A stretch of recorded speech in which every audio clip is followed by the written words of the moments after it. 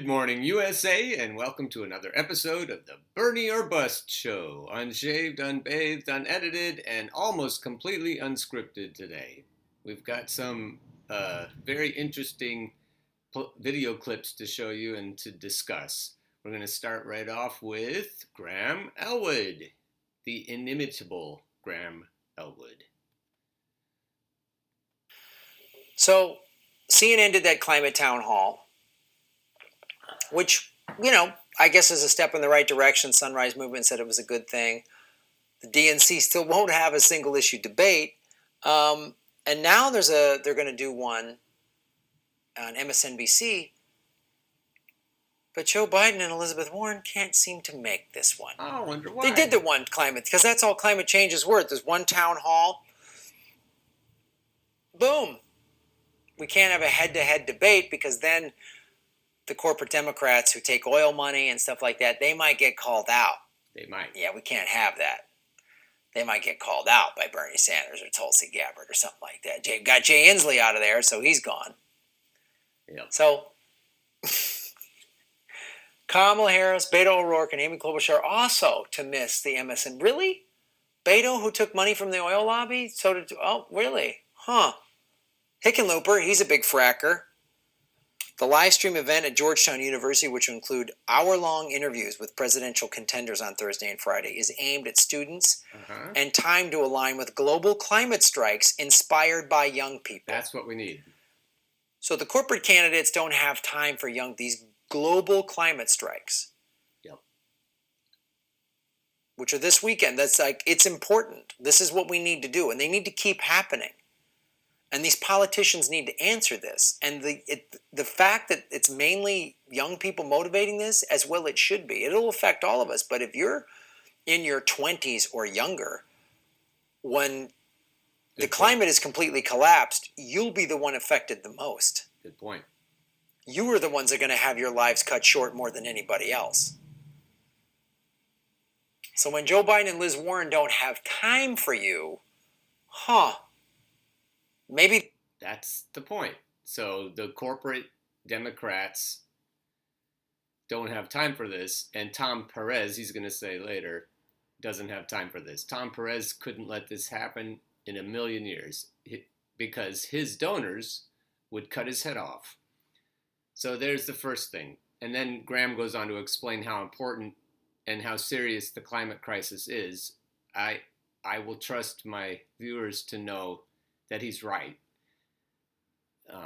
This isn't really for climate deniers. I don't have time for you. But for the people who believe in facts and data, if you follow the rest of this clip, you'll see that this is the most serious issue facing us. He does go on to make a point about the money. He says economic justice, and he talks about student loan debt forgiveness, student loan, and free college, and other platform planks of Bernie Sanders. And he says that none of that will matter if we don't have a climate, if we don't have a planet to live on. And he's right, but what I'm saying is that the economic justice piece of Bernie Sanders' platform is what will bring us the economic justice will bring us the environmental justice, because everyone talks about how to pay for things. Everyone talks about the money that corporations make off of raping the climate, off of imperialistic wars, etc. So every problem can be solved through the economic plank of the platform. It's a good clip. If you have time, watch the whole 9.5 minutes. Here is it.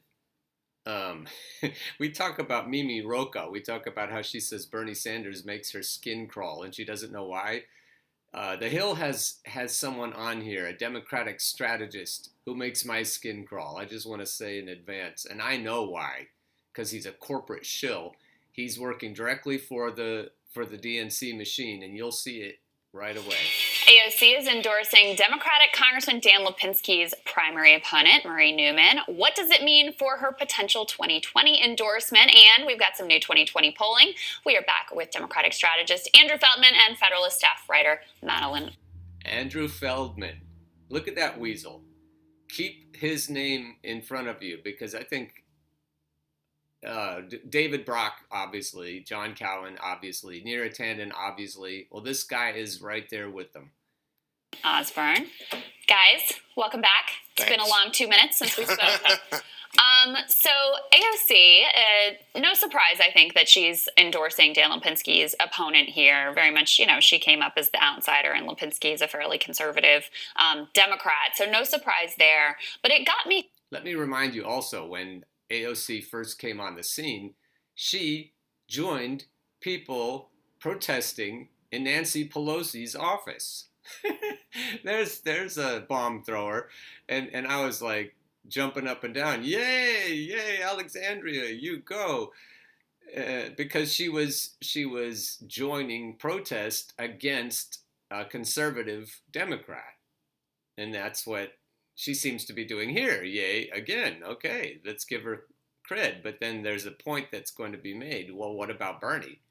Thinking about why she hasn't yet waded into the presidential race. She came into politics as a Sanders supporter. She is a democratic socialist. She very much has this sort of outsider strategy that, frankly, has been very successful for her, which much more mirrors Sanders' approach than anyone else. So, Andrew, why do you think that she's waiting? Why is she? Look, I think AOC is real smart. I think she knows how to tap into the grassroots, but she also understands that this is politics. And the thing is, there you go, grassroots. But like Elizabeth Warren, just say grassroots. Don't actually believe it and do it.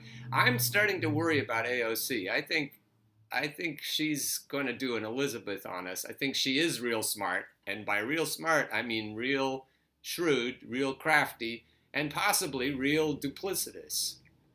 First of all, I can't believe Dan Lipinski's still a Democrat. But look, Sanders' campaign has struggled with bullshit.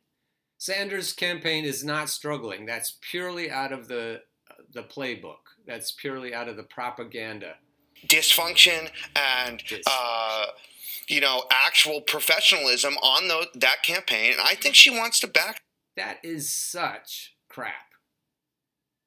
Andrew, he's just saying what John Cowan, mostly David Brock, is telling him to say. Someone who actually is going to be able to win. And I think she's being smart. I think that she also has a real soapbox. And so use that at the right time. What's been very clear is she's not endorsing Joe Biden, and that has been. That's for sure. But that has been where she's been using her voice. Yeah. Right, and I think that's valuable in a primary fight like this. She can wait. So she's not endorsing Joe Biden, but will she? What he's saying is she wants to back somebody who's going to win. Is that vote blue? That's just vote blue, no matter who. It out sometime. I think the knock against her, though, is that, listen, the major progressive hit against Elizabeth Warren is that she endorsed Hillary Clinton because Hillary was going to win. She played it safe. And so, I mean, this does kind of speak to AOC's, I guess, progressive bona fides. I mean, look, anybody who's real on this, Bernie is the most legit progressive in this race. He's been saying the same stuff for 40 years. Sure, Andrew, this is a procedural distinction over how something will get done. But in terms of, like, the true blue, it's him. And so for her... Procedural distinction, that's incrementalism. That's I get things done. That's competent elitism garbage. To do this, it seems calculating and kind of contra to her image, I think. Exactly. Yeah, I think it's all about her brand, and I think that because Bernie's campaign is struggling, she's between a rock and the hard place, because... Why would you say Bernie's campaign is struggling when it isn't? Who told you to say that? Bernie is obviously the person that everybody expects her to endorse, but she wants to get behind somebody who's going to win, but everyone else has these establishment ties. Right. But so it's all about the branding. Let's also not overstate Bernie's struggles when we just covered a poll. Exactly. It's all about the branding, and then she's helping to paint Bernie as struggling when he isn't. And Crystal Ball says, now wait a minute. He's winning California. In California, where he is winning, the most arguably critical state. Recent battleground polls had him in position to win 3 of the first 4 states. So let's also not overstate that Bernie Sanders is like falling out of this race. But Andrew, to that point, I mean, Elizabeth Warren, I felt this myself, had this image and this brand of being a different kind of politician, incredible authenticity. And that move she played with Bernie and Hillary came off as very calculated, very political. AOC's brand, even more than that, is as the bomb-throwing outsider, not poll-tested, right? No one would have backed her to beat Joe Crowley, and yet she did it anyway. So for her to be kind of playing the game and saying, let me see which way the wind blows, it's not a problem. Let me see which way the wind blows. And that triggered him. He was like, wait, that's not what she's doing. We all know that's bad. But that's exactly what he said made her smart. He said she's smart because she's going to see which way the wind blows. And then Crystal puts it clearly. She's waiting to see which way the wind blows. And he's like, oh, no, that's not what I meant. That's exactly what he said just a few minutes ago. I don't feel that that's what AOC is doing here. I think that first of all, I think that Warren has grown tremendously since that 2016. Oh, yeah, Warren has put this all behind her. That's why she's meeting with Hillary Clinton behind closed doors. That's why she's taking money from Michael Kives, talent agency executive. That's why she's, again, waiting to see which way the wind blows. That's why she's not really endorsing coming out in favor of healthcare for all. Her own version of it is not single payer, the real thing. Let's let this guy hang himself. Endorsement process. We can't ignore that. But AOC, look, the Working Families Party came out and supported Warren, and I know Chris. Yeah, they came out and supported Warren because their leadership betrayed the rank and file of their union. So you have issues with that process. But look, AOC was closely allied with the Working Families Party. They supported Crowley. They supported Joe Crowley. Look, I mean, that guy's an idiot. They supported Crowley. The Workers' Family Union leaders turned on its rank and file. All right, let's jump here to the union angle. They've gone on strike in how many years? Do we know? I'll find out in a second to let you know. But so here's a little. This kind of summarizes it pretty well. Let's watch this. Why are GM workers going on strike? Why are they going on strike? Well, at the stroke of midnight Monday morning, how many? What does that say? 49,000 United Auto Workers went on strike at 33 General Motors plants across the country. This is kind of amazing, including 13 plants in Michigan. And it's reasonable fight. We're fighting for what's fair. I think they're in Flint, Michigan, which is also telling, and why Elizabeth and AOC, if they're being endorsed by the American Families Union, their bona fides are down the toilet. Birth of solidarity, not only here in Flint but across America. It's the union's first strike against GM in more than a decade. 12 years. Workers are disputing the new 4-year contract proposal by GM. What's some of their disputes? Healthcare. Pay for our healthcare. We do a lot. The repetition, it wears you down. Healthcare, temporary workers. What do they want to do with temporary workers? Temporary workers hired. These people are hard workers and need to be treated fairly. I'd like to see them get the full wage and benefits.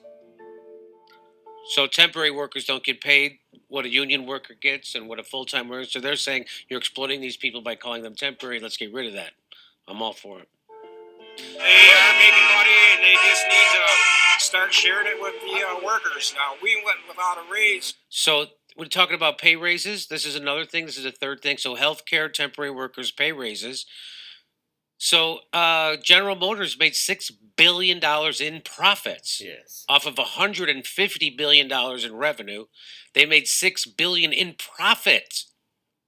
$6 billion. That's $600 million. Right. Right? $6 billion. 10 times 600 million. I'm not a math surgeon, but I think that's a lot. And keep in mind, when everything was going down in 08 and there were the bailouts and all the loans and stuff like that, these workers sacrificed. They went without a pay raise. Yeah. They went without a pay raise for the good of the company and in good faith, and now they're getting screwed over. And now they're closing plants and using temporary workers, screwing with their health care. Well, watch this, ladies and gentlemen. Watch this. Let's listen to what he says. Sharing it with the workers. Now, we went without a raise for almost 11 years with the bankruptcy. Almost 11 years. So they went without a raise for 11 years? Yeah. Yes, in 08, they sacrificed all that, because the company's in trouble, there's bailouts, there's this or that, so the workers said, we'll go without for the good of the company, and then for 11 years, they went without. So this mirrors what Graham Elwood is saying. The young people want to strike to protect the environment, and GM workers are striking to protect families. It's all the same thing. So any union that betrays its members is dirt, is crap. A raise. Yeah. And by the way, this hasn't mentioned it yet, but they had been in contract negotiations for over 18 months. Come on. Wow. Over 18 months. Okay, here we go. And so the people that are hired said newer employees make less and have fewer benefits under GM's two-tiered scale. Everybody does the same work, and everybody should be getting the same pay, and there should be no inequality here. So what they do is like, hey, when they go to negotiate a wage with the union, like, hey, well, our newer hires, we can pay them less than the people who have. They've tried to do that with adjunct faculty. We have the same issues with our APSCUF union here in Pennsylvania. They're trying, and all over the country, probably all over the world, they're trying to pay adjunct faculty less, and benefits, no benefits are reduced, and then they try to balance their budgets on the backs of these adjunct faculty. It's the same shitty two-tier idea. Have legacy here, and so they want to get rid of that, which is smart because everybody does the same work. Why should they get paid less? Right. Okay. And plant closures. GM has plans to close 4 plants in the United States, including plants in Warren and, hang on, I gotta back that up. Hamtramck. Hamtramck? Warren and Hamtramck. GM says it has offered more than $7 billion in U.S. investments, along with more than 5,400 jobs, higher pay, and improved benefits. That's what GM says. It says it has solutions for some of the other plants slated to close. Solutions. Yeah, UAW contracts and Ford. They don't say this here, but NAFTA. They should be talking about NAFTA right now. That's the solution. These huge companies. I've got a clip that I don't have time to show you of Noam Chomsky, the bailouts and public subsidy of the banks. They're going to mention this here with Jimmy. They're going to talk about Noam Chomsky and how the bailouts work. That's eye-opening. I'm going to link to it anyway so you can watch it because this is just ugly. Their solutions. And Chrysler have been extended, and the strike outcome could influence upcoming negotiations. Of course it will. Shutting down North American production at GM cost them It looked like $400 million a day. So that's power. So now they have power. And the UAW, those striking workers, they get what they call strike pay from their union. They get $250 a week, which is nothing, right? Nothing. Probably less than a day's pay. You know, I just, from my personal experience working as a union teacher and representative, and when we had to be faced with the idea that we were going to strike, and it's a real emotional decision to have to make because you look at what you're not going to earn and the wages you're going to lose, and because you feel like you're gambling that you're going to do better if you can just hold out. And I can't imagine what these families are going through. Like you just shared that this has been going on since 2008. They decided not to increase their wages so as to the sacrifice. So they're already hurting.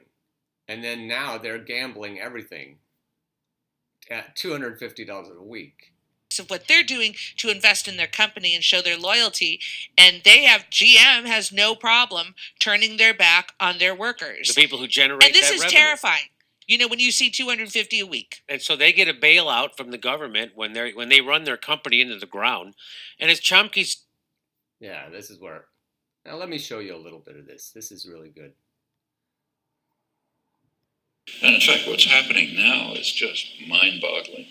The world's biggest insurance company, AIG, was on the verge of collapse, and the government essentially bought it and bailed it out.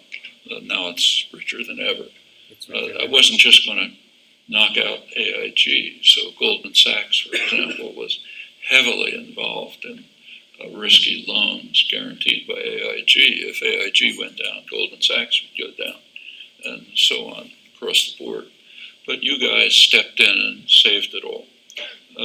Right after that, after it was rescued from having saved it all. So he said the American taxpayers stepped in and saved it all. Well, the American workers for GM stepped in and took lower pay. They saved it all. We're making sacrifices for who? For criminals. Virtually brought down the international economy. The AIG gave expanded bonuses to its chief executives. Wow. That caused a little bit of controversy. You know, how come after these guys practically destroy the economy and we pay them off, they decide to give themselves bonuses? Yeah. Larry Summers, former Secretary of the Treasury, Obama's, one of his chief advisors, responded to that saying, well, we just don't have any choice. It's a contractual obligation, and we believe in contractual obligations, so we're just forced to accept it. We're forced. At the very same time, the state of Illinois was refusing to pay pensions to public service workers because they said they didn't have enough money. Was that a contractual?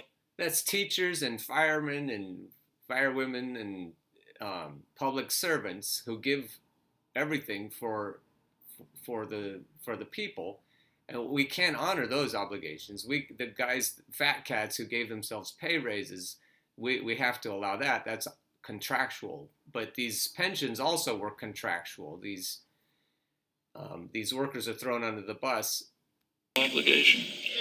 Not only that, I mean, the workers had already paid for it. When you have a pension, it's because you take lower wages. Right. It's a bargain that's made. But that contractual obligation, which workers already paid for, that one didn't have to be on it. And we're back to the logic of Recht again. AIG executives, yeah, of course, they have to get a huge bonus after practically destroying us.